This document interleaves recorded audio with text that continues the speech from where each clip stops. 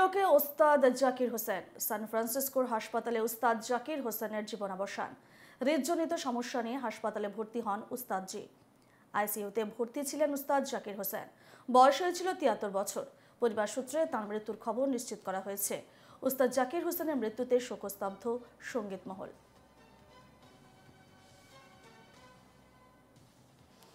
বিস্তারিত জানবো। ফোন লাইনে রয়েছেন আমাদের প্রতিনিধি পৃথা দাশগুপ্ত। পৃথা, প্রয়াত কিংবদন্তি তবলাবাদক জাকির হোসেন, কি জানাচ্ছ এ বিষয়ে?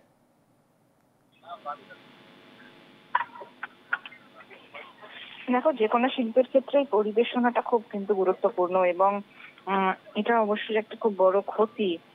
জাকির হোসেন ছিলেন তেমনই, এবং তার যে তাল, তবলার তাল, তবলার সোম যেটা প্রকাশ করতেন, সেটা একদিকে যেরকম ছিল আধুনিক, একদিকে নান্দনিক, একদিকে সম্মোহনীকতা, সবটা মিলিয়ে একটা পূর্ণ আবর্তন সৃষ্টি করেছিলেন। এবং ভারতের শাস্ত্রীয় সঙ্গীতের আদিকাল থেকে তেমনই হয়ে এসছে। এই সংগীতকারী যন্ত্র থেকে মূল ধারা এরকম আধুনিক ভাবে তুলে ধরার জন্য কিন্তু জাকির হোসেনের নাম অনবদ্য। এবং গতকাল থেকেই একটা বিষয় উঠে আসছে যে তিনি অসুস্থ ছিলেন, আশঙ্কাজনক অবস্থায় ছিলেন। কলকাতায় একাধিকবার এসছেন, একক বাজনা শুনতে মানুষ ভিড় করেছেন, টিকিট কেটেছেন। টিকিট না পেয়ে রোজিগঞ্জের বাইরে, মূল প্রেক্ষাগৃহের বাইরে জায়েন্ট স্ক্রিনে শীতের রাতে ঘন্টার পর ঘন্টা তার বাজনা শোনার জন্য অপেক্ষা করেছেন। এবং যেটা জানা যাচ্ছে, পরিবার সূত্রেও কনফার্ম করেছেন যে তার মৃত্যু হয়েছে। মৃত্যুতে স্বাভাবিকভাবেই শোকের ছায়া। এবং যেটা আরো জানা যাচ্ছে যে তিনি অসুস্থ ছিলেন, হৃদযন্ত্রের বেশ খানিকটা সমস্যা হচ্ছিল, সেই নিয়ে তিনি সান ফ্রান্সিসকোতে ভর্তি হয়েছিলেন। এবং তারপরেই তার প্রয়াণ, এবং তার প্রয়াণে স্বাভাবিকভাবে শুধু শিল্পী জগৎ নয়, সব জগতেই কিন্তু স্বাভাবিকভাবেই একটা শোকের ছায়া নেমে এসছে। মূল শিল্পীর মতো সহযোগী শিল্পীকেও কি করে গুরুত্ব দিতে হয় তা তিনি বারবার স্পষ্ট করেছেন। এবং যে কারণেই তার একাধিক বাজনায় দেখা গেছে যে তার সঙ্গে যিনি যারা সঙ্গত করছিলেন তার জন্য আলাদা করে পৃথক সময় বরাদ্দ থাকতো। ফলত সবটা মিলিয়ে ৩ বছর বয়স থেকে তার এই তবলা শিক্ষা শুরু। এবং একটি সাক্ষাৎকারে জাকির হোসেন এটাই বলেছিলেন যে আমি এমন একটা পরিবার, এমন একটা বাড়িতে জন্মেছি যেখানে জন্মানোর পর থেকেই তিনি তবলা শুনে এসছেন, তিনি মিউজিকের সাথে জড়িত ছিলেন।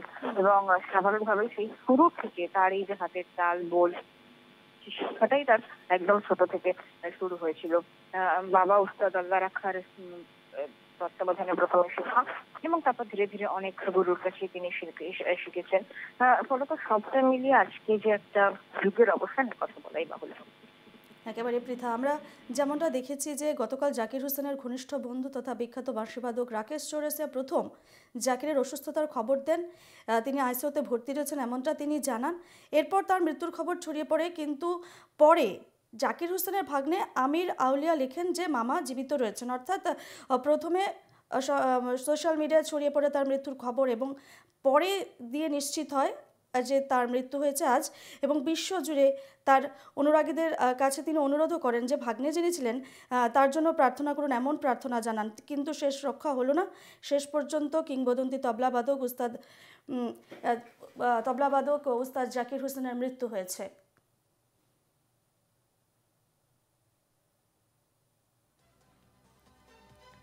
আপনাদের জানিয়ে রাখি, হৃদ ও ফুসফুসের সমস্যা দেখা দেয়। সেই সমস্যা নিয়ে সান ফ্রান্সিসকোর হাসপাতালে ভর্তি হন তিনি। অবস্থা গুরুতর হওয়ায় আইসিইউতে ভর্তি করা হয় প্রয়াত কিংবদন্তি তবলাবাদক জাকির হোসেন। মৃত্যুকালে তার বয়স হয়েছিল ৭৩ বছর। এক সপ্তাহেরও বেশি সময় ধরে আমেরিকার সান ফ্রান্সিসকোর একটি হাসপাতালে ভর্তি ছিলেন তিনি।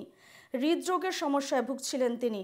রবিবার রাতেই তার মৃত্যুর খবর ছড়িয়ে পড়েছিল, কিন্তু পরিবারের তরফে সে সময় জানানো হয় সংকটজনক অবস্থায় হাসপাতালে ভর্তি তিনি।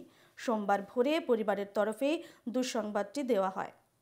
পরিবারের বিবৃতিতে জানানো হয়েছে, ইডিওপ্যাথিক পুলমোনারি ফাইব্রোসিসের সমস্যায় ভুগছিলেন তিনি। ৭৩ বছর বয়সে তাঁর জীবনযুদ্ধ থেমে গেল। গতকাল জাকির হোসেনের ঘনিষ্ঠ বন্ধু তথা বিখ্যাত বাঁশিবাদক রাকেশ চৌরাসিয়া প্রথম জাকিরের অসুস্থতার খবর দেন।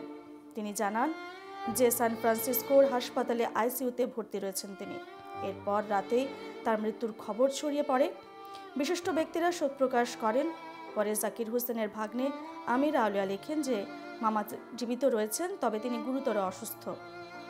বিশ্বজুড়ে তার অনুরাগীদের কাছে অনুরোধ, তার জন্য প্রার্থনা করুন, এমনটাই আমির আউলিয়া জাকির হোসেনের ভাগ্নে লিখেন, কিংবদন্তি তবলাবাদক উস্তাদ আল্লাহ রাখা খানের পুত্র হচ্ছেন জাকির হোসেন। 7 বছর বয়সে তবলা বাজিয়ে সবাইকে তাক লাগিয়ে দেন। 12 বছর বয়স হওয়ার আগেই ভারতের বিভিন্ন প্রান্তে অনুষ্ঠান করতে শুরু করেন তিনি। ভারতীয় ক্লাসিক্যাল এবং আন্তর্জাতিক সঙ্গীতে বড় অবদান রয়েছে জাকির হোসেনের।